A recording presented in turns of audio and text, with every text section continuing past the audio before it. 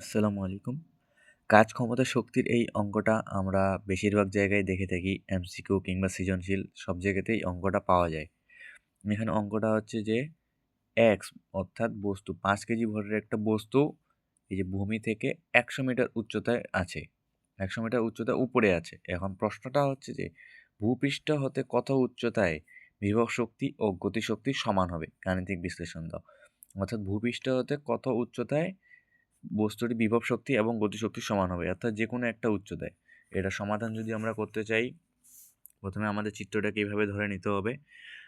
প্রথমে আমরা নিচেরটাকে নিয়েছি এক্স, অর্থাৎ এই এক্স উচ্চতায় বিভব শক্তি এবং গতিশক্তি সমান হবে, এবং এটা যদি এক্স হয় তাহলে উপরেরটা হবে 100 মাইনাস এক্স। এখন প্রথমে মনে করতে হবে ভূপৃষ্ঠ হতে এক্স উচ্চতায় গতিশক্তি এবং বিভব শক্তি সমান হবে। আমরা জানি যে এক্স উচ্চতায় বস্তুটির বিভব শক্তি E equal to M G x. আমাদের যে জিনিসটা খেয়াল রাখতে হবে সেটা হচ্ছে যে আমরা বিভব শক্তি যখন নির্ণয় করব তখন আমরা সেটাকে ভূমি থেকে নির্ণয় করব। এই যে ভূমি থেকে কত উচ্চতায় আছে সেটাকে আমরা বিভব শক্তি ধরবো, এবং বেগ নির্ণয় করার ক্ষেত্রে আমরা উপর থেকে নিচে নামবো। উপর থেকে যে দূরত্বটা হবে সেটা বেগের জন্য, এবং নিচ থেকে যে দূরত্বটা হবে সেটা হচ্ছে আমাদের বিভব শক্তির জন্য।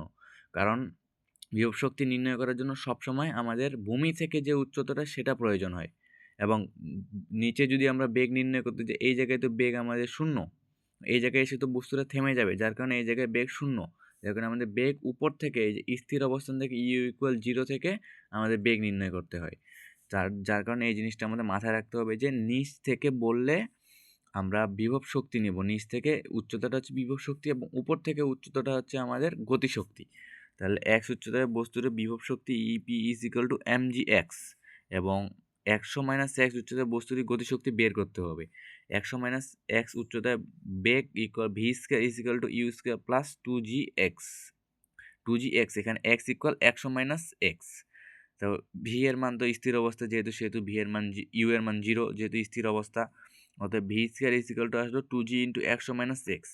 এবং প্রশ্নতে আমাদের দেওয়া আছে যে বিভব শক্তি ইকুয়াল গতিশক্তি, অর্থাৎ আমাদের শর্ত হচ্ছে বিভব শক্তি কোন উচ্চতায় বিভব শক্তি আর গতিশক্তি সমান হবে, অর্থাৎ বিভব শক্তি এবং গতিশক্তি সমান হতে হবে। যদি বিভব শক্তি এবং গতিশক্তি সমান হয় তাহলে half M V square is equal to M G X. এখানে হাফ এম ভি স্কোয়ারের মান আমরা যেটা পেয়েছি, এটা এই যে 2g ইন্টু 100 মাইনাস এক্স বসিয়ে দিব। বসিয়ে দিলে আসবে এখানে এম কাটা, এই যে 2 কাটা যাবে, এই যে এখানে 2 এখানে 2, এই যে 2 কাটা যাবে। আর এখানকার এমজি এবং এখানকার এমজি দুইটা পরস্পর এই পাশে এসে ভাগ হয়ে যাবে, ভাগ হয়ে গেলে কাটা যাবে। তাহলে 100 minus x is equal two থাকে এক্স।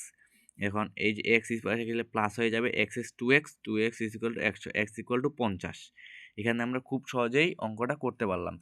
এই জায়গায় যদি একটু আমাদের শর্তটা ভিন্ন দিত যে কত উচ্চতায় বিভব শক্তি গতিশক্তির 4 গুণ হবে, বা 1/4 হবে, বা হাফ বা অর্ধেক হবে, তাহলে আমাদের করতে হইতো কি, যে যার সাথে বলবে, মানে যদি বলে বিভব শক্তি এর 1/4 হবে, মানে এই যে এখানে বিভব শক্তি ইন্টু 1/4 মানে 1/4, এবং যদি বলে গতিশক্তি এর অর্ধেক হবে, তাহলে গতিশক্তি ইন্টু 1/2।